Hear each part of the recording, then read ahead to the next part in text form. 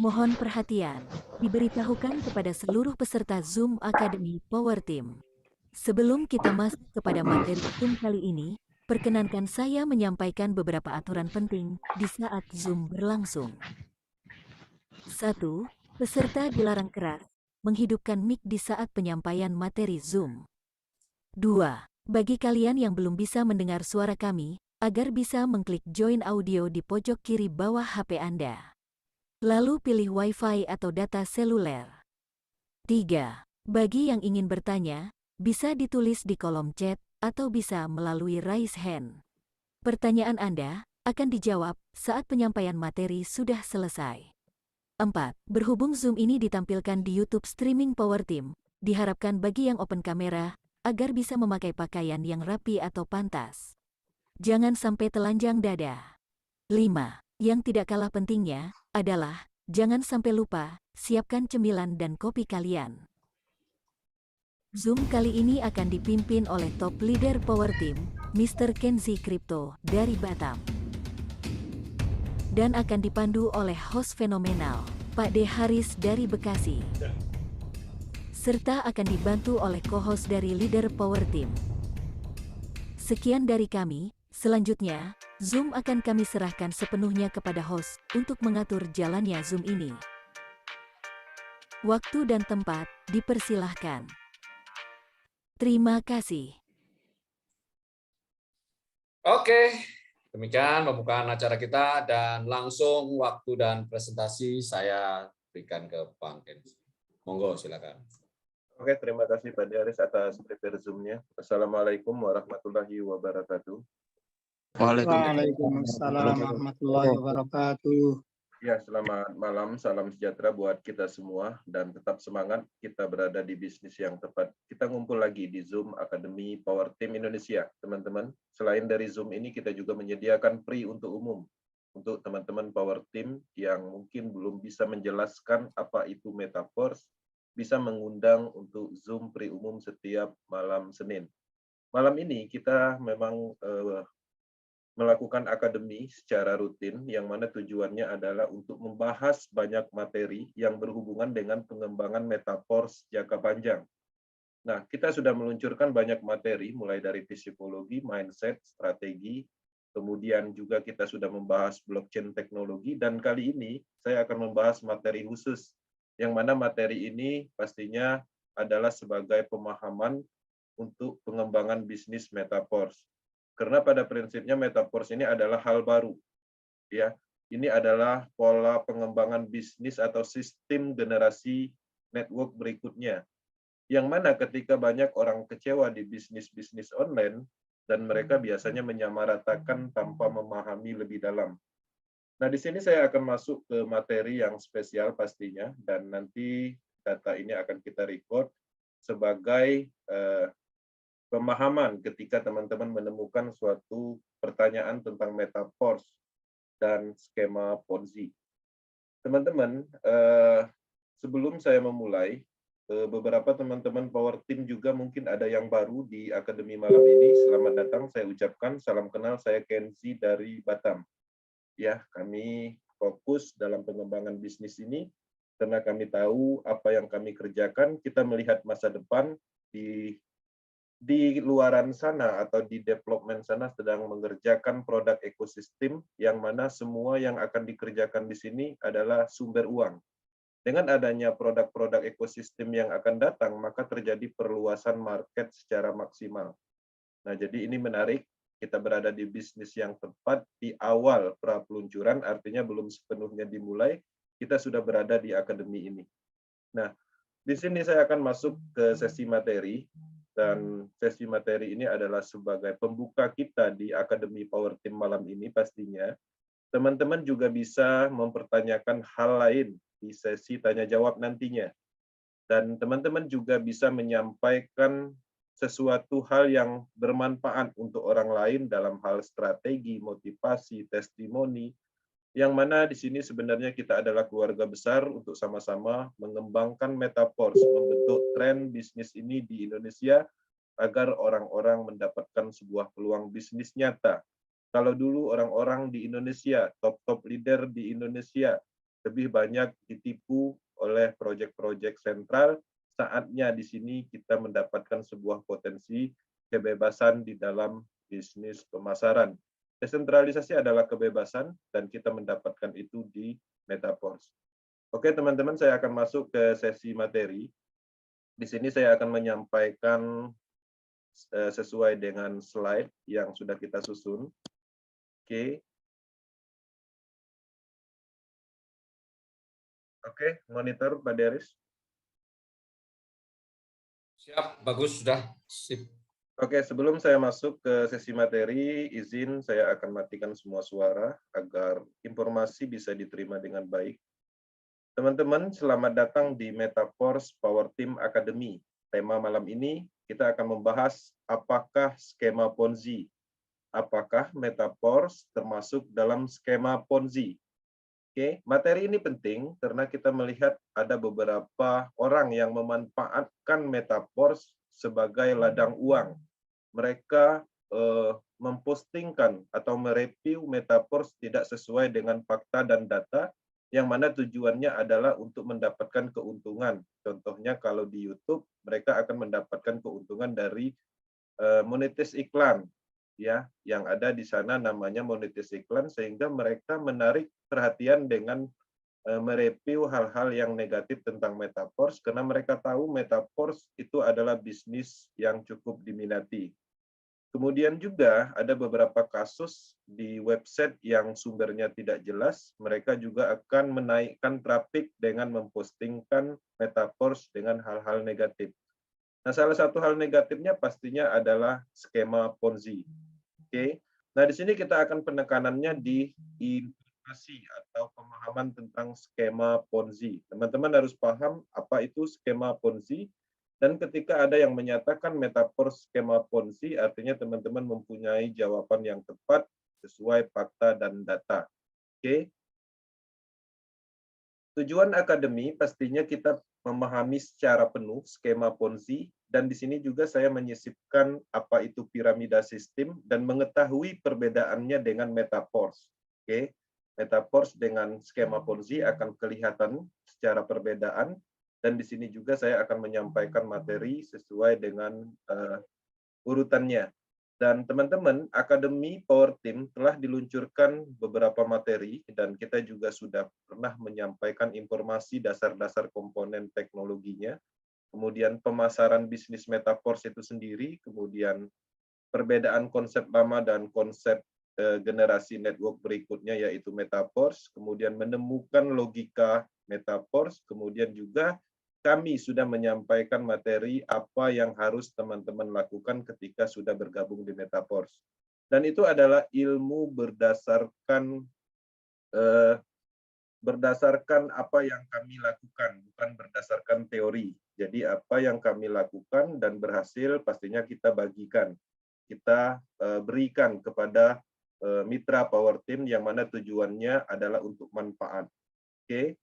Kita masuk di sini skema piramida. Oke, teman-teman.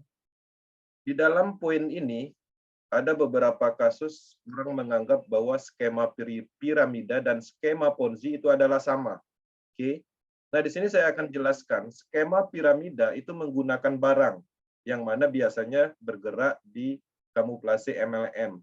Barang yang diperdagangkan sebagai sebuah kamuflase untuk menarik atau mengumpulkan dana masyarakat, namun nilai jual barang tersebut tidak diutamakan. Ya, salah satu contohnya itu adalah kurangnya kualitas dari barang tersebut, tapi secara persentase kualitasnya di markup, ya, tidak sesuai dengan aslinya. Kemudian juga secara harga itu biasanya mereka memberi harga yang sangat tinggi untuk produk-produk tersebut, dan biasanya produk yang dijalankan dengan skema piramida itu biasanya produknya aneh. Artinya orang yang dalam kategori tidak mengetahui produk tersebut, baik itu fungsional atau sejarahnya atau bahan bakunya, yang pada umumnya adalah tujuannya agar mereka bisa memarkup semua potensi atau fungsionalnya, kualitasnya. Nah, itu adalah skema piramida. Artinya skema piramida itu jelas dia menggunakan produk. ya untuk mengumpulkan dana masyarakat. Nah, di sini ada satu konsep lagi namanya skema Ponzi. Ini menggunakan keuntungan dari investasi sebagai sebuah kamuflase untuk menarik atau mengumpul dana masyarakat, namun nilai jual barang atau investasi tersebut tidak diutamakan. Jadi pembayaran ini biasanya skema Ponzi ini dia menggunakan sistem investasi yang mana dana investasi itu tidak jelas mau diputar kemana dan tidak ada transparansi. Nah, pada prinsipnya skema Ponzi itu adalah pengumpulan dana yang mana nilai dari investasi atau janji profit yang dijanjikan adalah dibayar dari investor yang baru bergabung. Oke.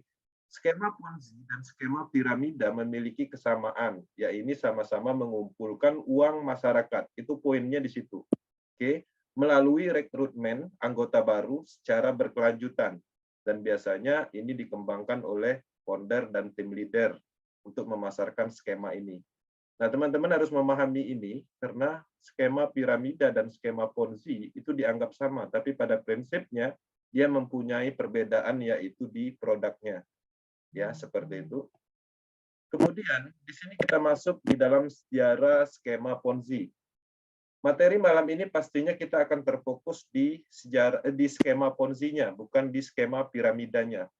Ya, kenapa? Karena ada beberapa kasus yang menyatakan bahwa Metaverse adalah skema Ponzi. Kita akan bahas atau kita akan lihat di mana perbedaannya, apakah benar Metaverse itu adalah skema Ponzi.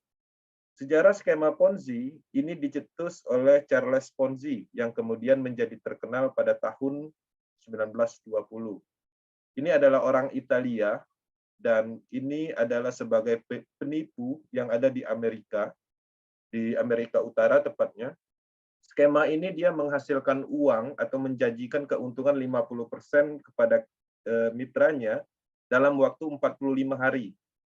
Nah, keuntungan 100%-nya itu bisa didapat dalam waktu 90 hari. Pengembangannya itu mereka menggunakan tim-tim leadernya untuk melakukan promosi atau mendapatkan investor-investor baru. Dalam hal ini penjualan kupon, ya, kupon atau pos dari negara lain. Kemudian juga dikembangkan dalam bentuk arbit. Kemudian skema ini berjalan lebih dari setahun sebelum runtuh dan merugikan investor sebanyak 20 juta triliun. Oke. Ini awalnya adalah skema Ponzi atau sejarahnya. Artinya Ponzi itu diambil dari nama Charles Ponzi. Oke, kita lanjut.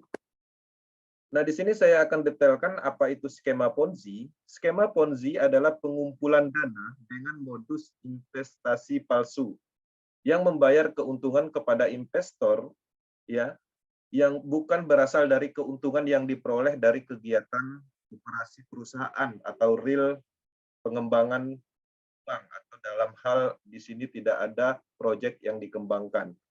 Namun investasi itu dibayar dalam hal penggunaan dananya itu diambil dari anggota baru. Dan ini secara proses pengembangannya itu melakukan dengan cara merekrut anggota baru pastinya. Dan pastinya keuntungan di sini jelas karena ada pengumpulan dananya adalah ke sentral atau ke perusahaan atau ke orang yang membuat proyek tersebut.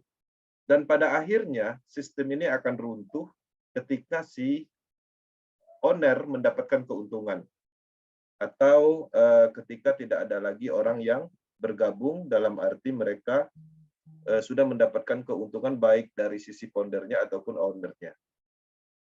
Kemudian cara kerja skema Ponzi. Pertama di sini dijelaskan dia menjanjikan hasil yang menggiurkan. Jika investor berhasil mengajak orang lain untuk bergabung, investor lama akan dibayar dengan uang dari investor baru. Oke. Saat investor baru menginginkan keuntungan, nantinya akan dibayar dengan uang investor baru lainnya. Pola ini akan terus berjalan sehingga para investor akan mencari investor-investor baru. Oke. Skema ini akan hancur pastinya, yang membuat sistem ini sudah mendapatkan keuntungan. Ketika owner sudah mendapatkan target keuntungan, biasanya bisnis ini akan berhenti. Atau mungkin sudah tidak ada lagi investor yang bergabung, maka sistem ini akan berhenti. Nah, uniknya investasi skema Ponzi ini biasanya bermain atau menggunakan legalitas.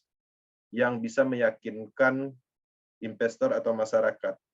Mereka menjual nama-nama besar sebagai endorse, kemudian menggunakan legalitas perusahaan ternama yang perusahaan tersebut sebenarnya udah pilot. Kemudian sistem pengolahannya itu terbungkus rapi, biasanya terlihat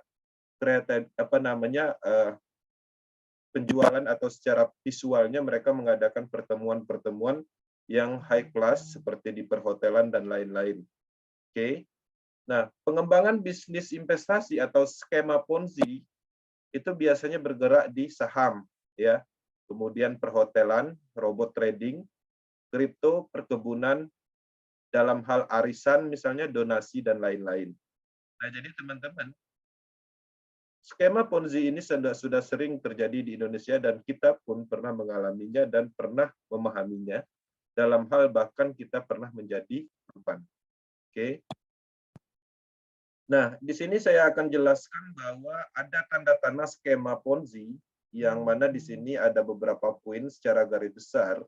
Pertama, skema Ponzi ini pastinya menjanjikan profit yang tinggi, ya, dan resiko yang rendah, dan biasanya mereka menjual mimpi, ya, misalnya tidur dapat duit seperti itu. Kemudian beberapa impian yang biasanya dijanjikan atau diimpikan supaya orang bisa memasukkan dana atau orang tergoda untuk masuk ke plan investasi skema Ponzi. Biasanya juga profitnya tidak sesuai dengan standar perbankan atau pakar ekonomi analisis. Jadi biasanya skema ini berjalan di atas rata-rata investasi yang sifatnya legalitasnya jelas. Kemudian juga strategi investasi ini itu biasanya dirahasiakan dalam hal putaran dananya dan dijelaskan dengan pola yang sangat rumit. Oke. Kemudian tidak diberikan akses untuk melihat dokumen investasinya, serta arus penggunaan dana historikalnya itu juga tidak transparan. Kemudian di sini juga ketika pengembangan bisnis Ponzi ini, pada akhirnya teman-teman akan sulit menarik dana dan pastinya di sini ada proses yang namanya withdraw. Pengumpulan dana itu juga ada di skema ini, pastinya itu adalah ciri-ciri atau tanda-tandanya, dan pengumpulan dana itu sendiri itu masuknya ke rekening terpusat atau sentral. Dengan pola pengembangan yaitu menggunakan pemasaran MLM, biasanya menggunakan sistem binari atau matahari. Oke. Nah, di sini ada contoh kasus skema Ponzi terbesar dalam sejarah. Di sini ada Bernard Madoff, legenda skema Ponzi terbesar dalam sejarah Amerika Serikat.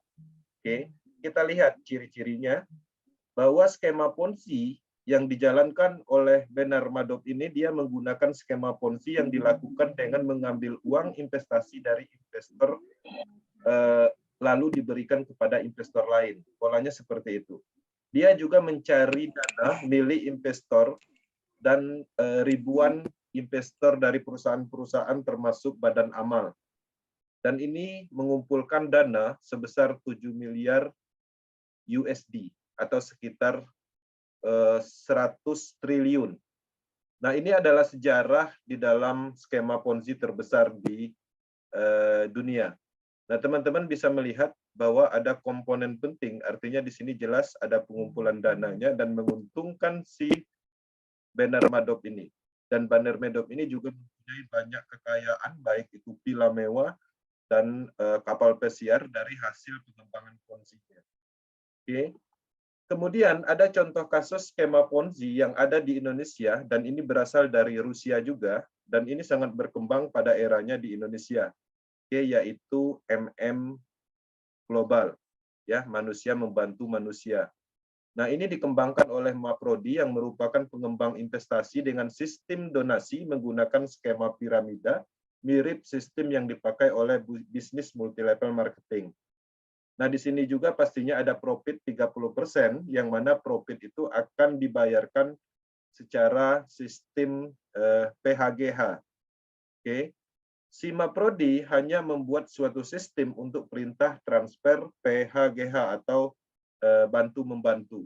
Nah, tapi di sisi lain, sentral data atau pengaturan program itu bisa dilakukan oleh Maprodi, sehingga dia mempunyai banyak address wallet, dia mempunyai banyak nomor rekening, dan semua program diarahkan di rekeningnya, sehingga dia mendapatkan keuntungan maksimal dalam hal memainkan program dari sistem yang dia buat. Nah, kita bisa melihat artinya di sini juga ada pengumpulan dana yang memungkinkan programnya diatur oleh Maprodi atau orang yang mempunyai proyek. Ini adalah skema yang cukup booming pada waktu itu, dan mungkin di antara mitra kita ada yang mendapatkan atau mengikuti program ini dan pasti paham apa itu MM, ya, MM Global. Kemudian di sini juga saya menyampaikan contoh kasus skema Ponzi Dream for Freedom, dan ini baru-baru dan beberapa tahun yang lalu. Sistem ini menghimpun dana masyarakat hingga 3, triliun rupiah dengan sistemnya donasi sama seperti MM Global, dengan menjanjikan bonus sponsor, bonus pasangan, bonus kedalaman level. Ya, owner yang punya proyek mendapatkan keuntungan di sini, mendapatkan keuntungan dari PIN aktivasi. Oke, karena dia adalah sistem donasi, sehingga tidak ada pengumpulan dana langsung, hanya memerintahkan proses transfer. Tapi di sisi lain kita bisa melihat sistem ini sentral dan gampang dikendalikan atau diperintahkan atau dirubah programnya. Sehingga Dream for Freedom ini juga mempunyai beberapa kali ganti plan, ya, dan pada akhirnya membuat nama atau menggantikan namanya Nesia. Dan di sini juga ada pendapatan dan keuntungan dari penjualan PIN, yang mana itu adalah pengumpulan dana. Oke. Kemudian apalagi di sini juga ada contoh kasus skema Ponzi, yaitu PGMC. Skema ini adalah skema yang menawarkan investasi emas keuntungan, yang mana mereka menyebutnya dividen. Ya, pembayarannya itu 10-20% per bulan. Perusahaan investasi dengan menerapkan skema yang beroperasi di Indonesia menerapkan skema mining, ya. Kemudian juga di sini mereka trading dalam hal emas. Nah, setiap para investor selalu dilakukan pertemuan di hotel-hotel berbintang, dan banyak sekali masyarakat yang ikut pada saat itu dan menjadi korban. Oke. Kemudian kita lanjut. Nah, dari kesimpulan di atas, kita bisa melihat bahwa apa yang kita sampaikan, apa itu Ponzi, artinya jelas Ponzi itu bergerak di investasi dan menjanjikan profit, dan beberapa contoh kasus yang mungkin teman-teman juga mengenal dari proyek-proyek tersebut. Dari penjelasan dan contoh di atas tidak ditemukan beberapa poin penting, ditemukan beberapa poin penting. Pertama, pengumpulan dana. Yang kedua, kontrol sistem server datanya terpusat. Yang ketiga, tidak transparan. Yang keempat, investasi dan janji profit. Yang kelima, ada pihak ketiga atau perusahaan atau owner yang terlibat. Kemudian tidak ada produk yang ditawarkan, hanya profit investasi. Kemudian pastinya konsep itu adalah perencanaan penipuan. Oke. Kemudian kita lanjut di sini. Metaverse tidak memiliki satu kesamaan dengan skema Ponzi. Nah, ini perlu teman-teman sadari atau pahami. Skema Ponzi adalah operasi penipuan terencana yang memiliki hasil yang jelas atau janji profit tadi. Ini adalah gelembung atau bubble yang pasti akan pecah karena beberapa alasan. Pertama, skema Ponzi itu peserta lama dibayar dengan sebagian uang dari peserta baru. Di sini sebagian uang karena dananya tidak semuanya langsung dibayar karena ada pengumpulan dananya. Kemudian kedua, skema Ponzi selalu terpusat sifatnya. Setiap piramida memiliki operator atau memiliki admin yang dapat menekan tombol untuk menghentikan pembayaran dan mengklaim semua uang dan mengatur sistemnya atau merubah sistemnya. Setelah itu terjadi, pastinya piramida selesai. Oke. Kemudian di sini, apakah PORS mempunyai produk? Nah, di sini tentu saja selain level program itu sendiri yang merupakan aset digital yang dapat diperoleh satu kali dan dijual kembali dalam jumlah tak terbatas, itu ada produk berwujud fisik dan digital lainnya yang akan diterima peserta setelah level diaktifkan. yaitu kedepannya kita akan mendapatkan CryptoPorts, kemudian NFT, kemudian SFC token yang sudah ada saat ini, kemudian SFCR, kemudian kita juga bisa mengakses Metaverse, kemudian Marketplace, staking program, game blockchain, dan banyak lagi. Artinya, apa yang kita transaksikan, matric level program itu mempunyai fungsional yang jelas. Dan ketika kita membeli level program itu seutuhnya, itu adalah produk yang kita beli karena sudah terlepas dari kontrol sentral itu sendiri. Oke. Kemudian, apakah peserta lama mendapatkan uang dari peserta baru sesuai dengan pola konsep yang ada di Ponzi investasi? Nah, di sini jawabannya tidak. Jika Anda tidak melakukan apa-apa dan hanya duduk menunggu, penghasilan Anda tidak dijamin walaupun memungkinkan. Jadi tidak ada janji-janji di sini. Keberhasilan setiap orang pastinya tergantung dari mereka sendiri. Metaverse akan tetap stabil meski peserta terus bertambah dalam waktu dan skalanya cukup besar ke depannya. Jadi di sini juga tidak ditemukan beban karena tidak ada pengumpulan dana. Pada prinsipnya, Metaverse ini adalah pemasaran, logika pemasaran. Oke, pemasaran langsung. Kemudian kesimpulan, Force sepenuhnya terdesentralisasi, tidak memiliki administrator yang dapat memutuskan atau menutup proyek. Oke. Saldo smart contract itu tetap kosong dan semua transaksi dilakukan peer-to-peer atau secara langsung antar peserta. Force memiliki produk baik digital maupun fisik. Oke. Kemudian juga dapat dijual dalam jumlah tak terbatas. Tidak ada risiko ketika kita bergabung dengan Metaverse. Jika Anda bekerja dan memasarkan, Anda dibayar langsung. Kemudian juga di sini di Metaverse itu tidak ada campur tangan dalam hal operasi platform atau sistemnya tidak dikendalikan. Jika kita menjual matrik kepada peserta baru, itu dibayar langsung ke dompet, handphone kripto, atau dompet wallet masing-masing. Oke. Nah, ini menarik, artinya dari kesimpulan yang kita dapat di Metaverse sama sekali tidak mengarah ke situ. Kemudian di sini, kemudian yang selanjutnya di sini juga kita bisa melihat bahwa skema piramida itu dapat ditutup kapan saja oleh oleh si pembuatnya, sorry. Jadi skema piramida itu kapan saja bisa ditutup, sedangkan di Force itu selama internet ada karena sistemnya ada di jaringan Polygon. Oke, peserta platform Force, baik leader maupun pendatang baru memiliki keadilan. Jadi di sini kedudukannya sama, statusnya adalah mitra. Jadi tidak ada posisi dalam hal struktur jaringan seperti binary system, karena semua orang ketika membeli matrik, itu bentuk matriknya sama, seperti S3 adalah 3 space kosong dan S6 6 space kosong. Jika kita semua di sini berhenti, tetapi satu memutuskan untuk melanjutkan, maka itu berfungsi dengan baik untuk satu orang. Oke, yang tidak mungkin dalam skema Ponzi. Nah, kita bisa melihat kalau skema Ponzi, kalau seandainya semua orang berhenti dan satu aja melanjutkan, maka pastinya itu tidak akan pernah berjalan. Oke. Tidak ada yang dapat menghentikan operasi platform Metaverse karena fungsi dijamin oleh smart contract. Ya, yang tidak dihapus atau tidak dapat diubah. Bahkan jika situs web berhenti atau berfungsi, semua data dan seluruh struktur itu tetap utuh. Dan smart contract akan terus berfungsi selama ada listrik dan akses internet. Oke.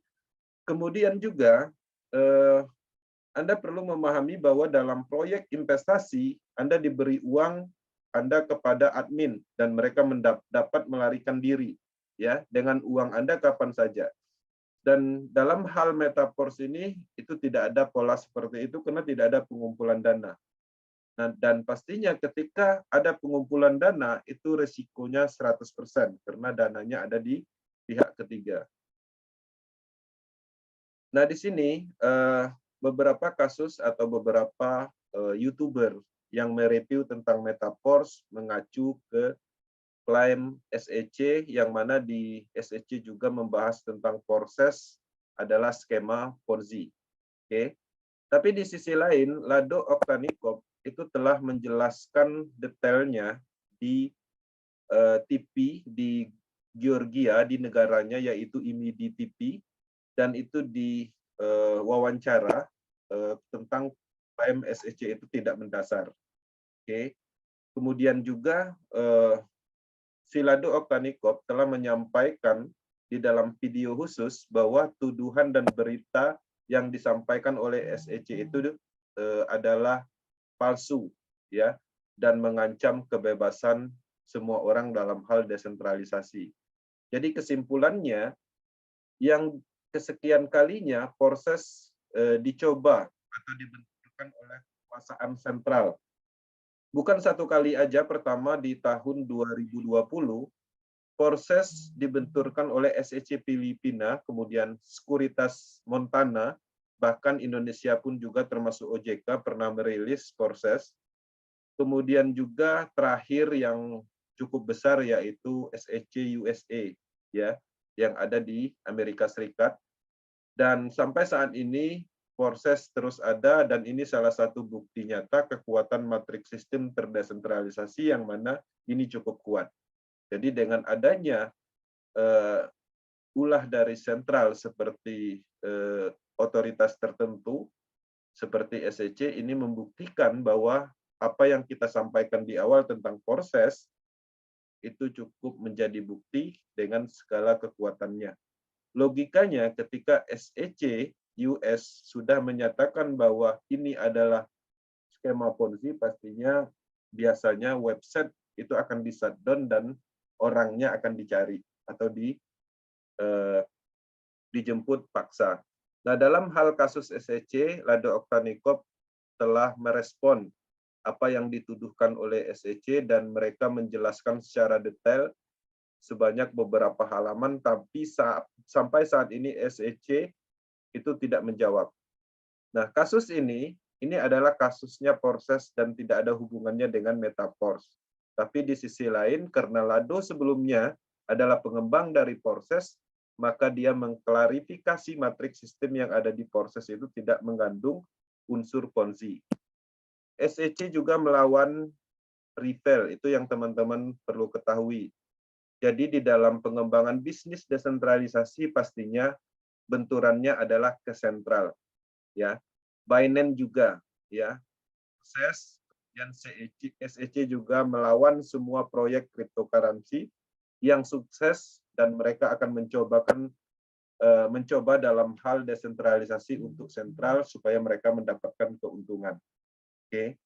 Pernyataan SEC tentang proses itu adalah skema Ponzi, itu adalah bohong dan fitnah, dan Lado bisa membuktikannya. SEC menyesatkan dan mengklaim bahwa ada investor di dalam proses dan ada investasi, ada pengumpulan dana sebesar 300 juta dolar.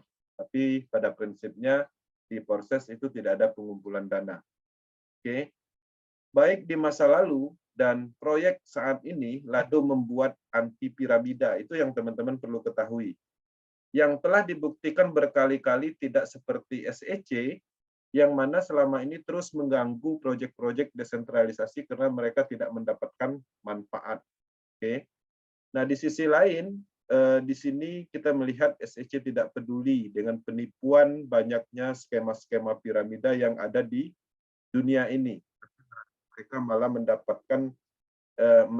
malah menargetkan perusahaan-perusahaan besar yang bergerak jauh dari Ponzi, yang mana proyek-proyek desentralisasi.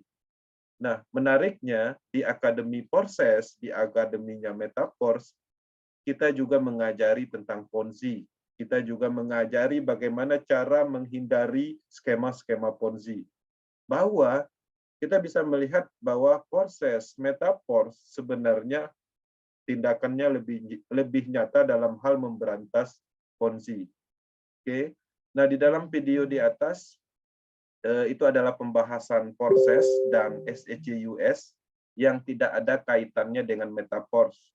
Tapi dalam video tersebut juga ikut menyampaikan tentang proyek Metaforce yang ada di IMIDI TV, yang mana kita melihat itu adalah cara promosi yang luar biasa untuk pengembangan Metaforce.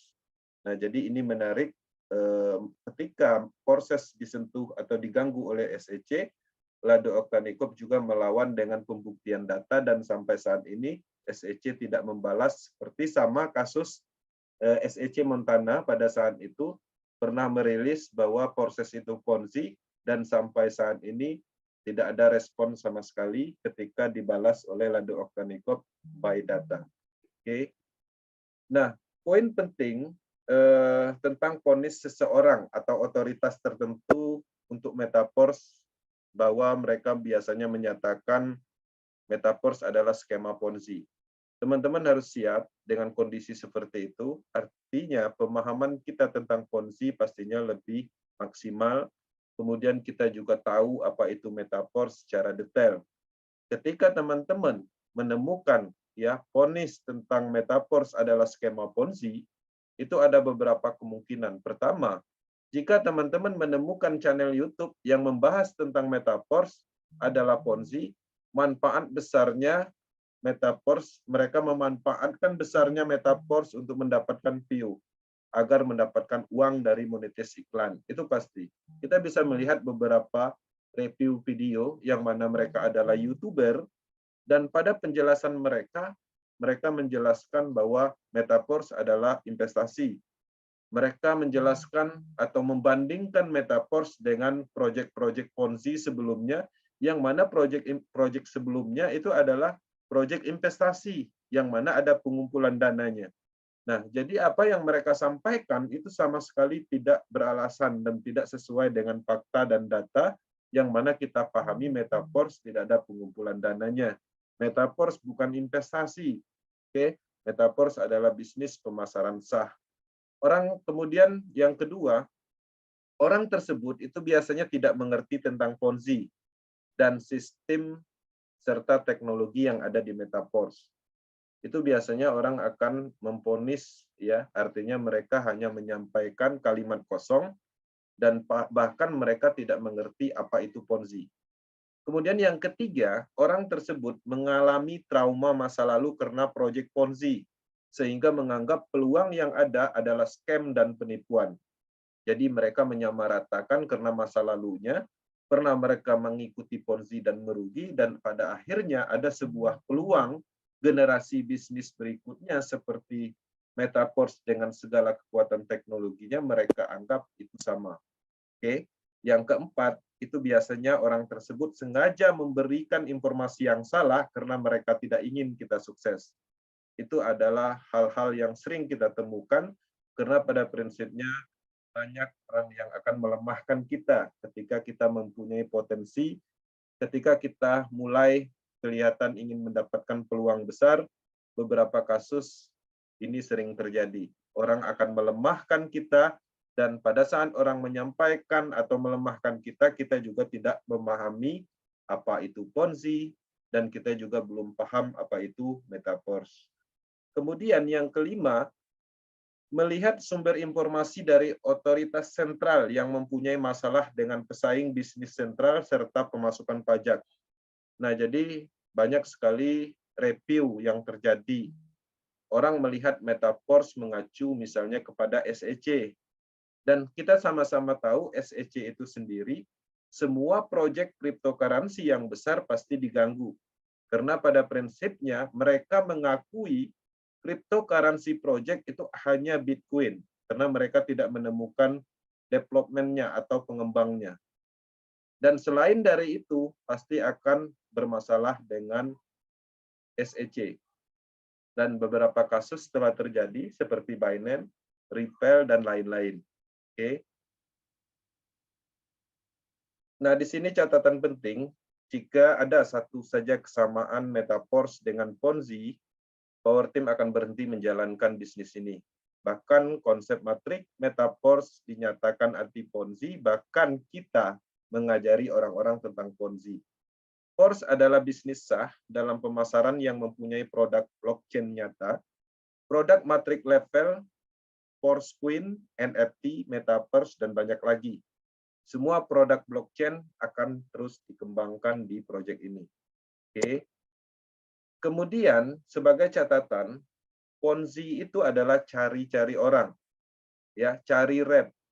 Kemudian ada bonus sponsor, ada profit ROI, ada bonus matching, ada bonus kedalaman level, ada dana yang dikumpulkan atau terkumpul, pastinya nipu orang, proyek bertujuan untuk penipuan atau scam, kemudian tidak transparansi, kemudian sistem menguntungkan debt atau sekelompok orang, tidak ada keadilan di dalam sistem, kontrol sistem terpusat, dan server data terpusat.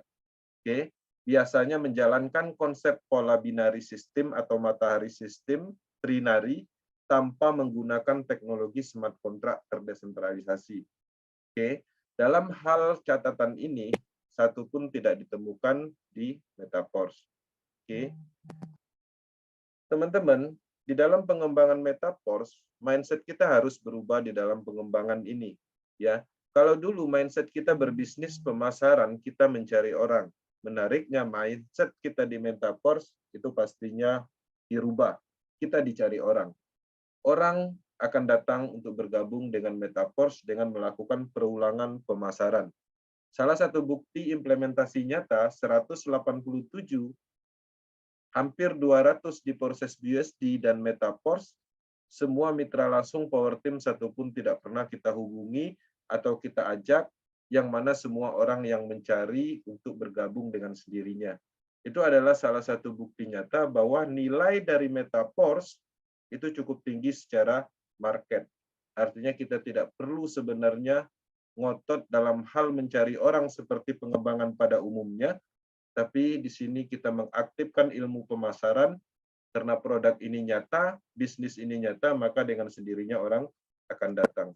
Teman-teman, lakukan bisnis pemasaran ini setiap hari dengan penerapan komitmen dan konsisten serta fokus, karena satu-satunya bisnis yang bisa melakukan penerapan komitmen dan konsisten hanya ada di Metaverse, karena Rado Oktanikop hanya membuat sistem, membuat logika pemasaran yang diimplementasikan dalam project matrix system yang tertanam di jaringan Polygon. Pada prinsipnya kita hanya membeli program dan produk tersebut, dan itu berlaku untuk umum, artinya semua orang bisa mendapatkan itu tanpa ada campur tangan seseorang, tanpa ada campur tangan Rado Oktanikop itu sendiri, karena sistemnya sudah berada di smart contract jaringan Polygon. Oke, teman-teman, ya, jadi materi malam ini tentang pembahasan Ponzi sudah kita sampaikan, dan pastinya ini ada hubungannya dengan pengembangan-pengembangan yang ada di Indonesia. Teman-teman mungkin banyak dibenturkan dengan pemahaman-pemahaman yang salah, ya, ponis-ponis yang tidak sesuai dengan fakta dan data. Harapannya dengan adanya materi malam ini, teman-teman bisa memahami bahwa Ponzi itu adalah skema investasi yang dijalankan untuk menipu, dan pastinya ada pengumpulan dananya, ada ownernya, ada individu yang diuntungkan. Nah, di Metaverse, teman-teman bisa memahami sendiri, tidak ada satu ciri-ciri seperti Ponzi pada umumnya. Dan ini menarik, dan bisnis ini akan terus berlanjut di dalam pengembangan di Indonesia. Power Team Indonesia akan selalu mendukung perkembangan Metaverse secara umum di Indonesia untuk penciptaan peluang, dan Metaverse Power Team Indonesia banyak sekali tim leader yang bisa ditemukan dengan pemahaman maksimal tentang proyek ini.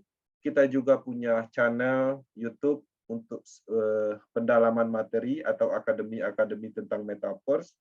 Kita juga ada edukasi di WhatsApp group, Telegram group, Facebook group, dan banyak lagi sumber informasi yang kita buat, yang mana tujuannya adalah untuk penciptaan peluang baru di Indonesia. Oke, terima kasih atas perhatiannya, dan itu adalah materi yang kita sampaikan spesial malam ini. Lebih dan kurang saya mohon maaf, semoga bermanfaat dan membantu dalam hal mengklarifikasi tentang penemuan-penemuan yang ada di lapangan. Dan setelah ini kita ada sesi tanya jawab, teman-teman bebas melakukan tanya jawab atau apapun yang ingin diceritakan. Dan saya akhiri, saya kembalikan ke moderator untuk sesi berikutnya. Terima kasih.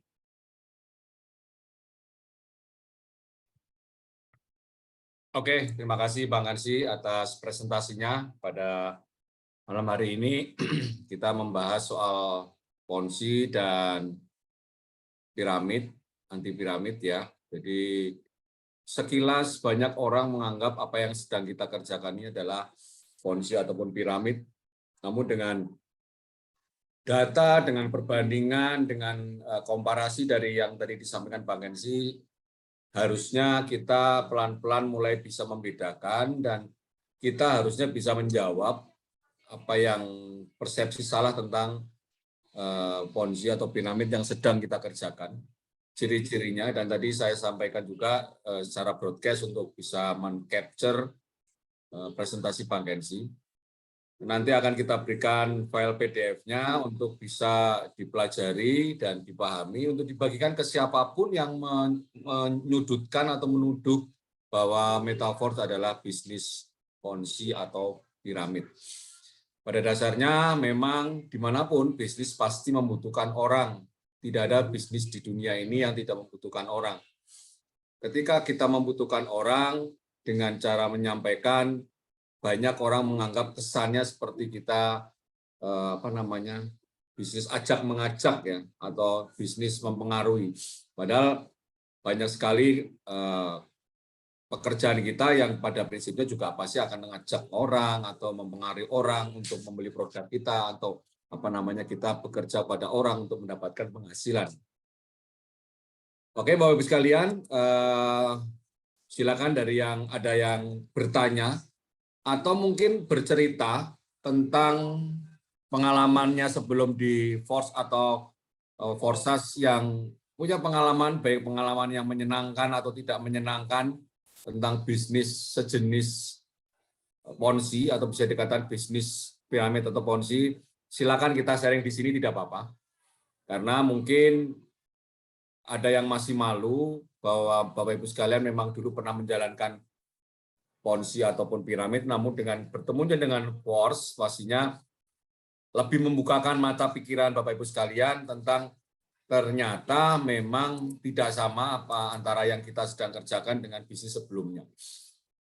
Saya yakin dari sebagian besar dari teman-teman di sini sudah pernah menjalankan bisnis network marketing yang ujung-ujungnya itu adalah scam, karena memang dasar dari bisnis yang diciptakan itu adalah ponzi atau piramid. Silakan Bapak Ibu sekalian bercerita, tidak apa-apa, berbagi cerita supaya kita di sini sama-sama satu frekuensi, satu rasa atau satu pengalaman. Tidak hanya Bapak Ibu sekalian, Bang Kensi itu rajanya network marketing yang dulu-dulunya juga sama ponzi, tetapi dengan bertemunya dengan Force akhirnya mempunyai sebuah kesimpulan besar bahwa ini yang dicari selama ini. Karena jiwa kita adalah network marketing, bisnis ini adalah disampaikan dengan orang lain. Oleh karena itu, pastinya Force ini adalah pilihan terakhir dan terbaik saat ini yang perlu kita pertahankan, perlu kita perjuangkan, dan perlu kita sampaikan ke siapapun, baik yang pernah menjalankan ponzi atau tidak, sampaikan saja. Siapa tahu mereka-mereka itu juga sebetulnya sedang mencari bisnis network marketing yang tidak ponzi, bisnis marketing yang tidak piramid ya. Nah, Force itu adalah jawabannya. Oke, Bapak Ibu sekalian, sudah saya buka mic-nya, silakan bertanya atau bercerita tentang pengalamannya di sini. Bercerita aja seperti yang lain.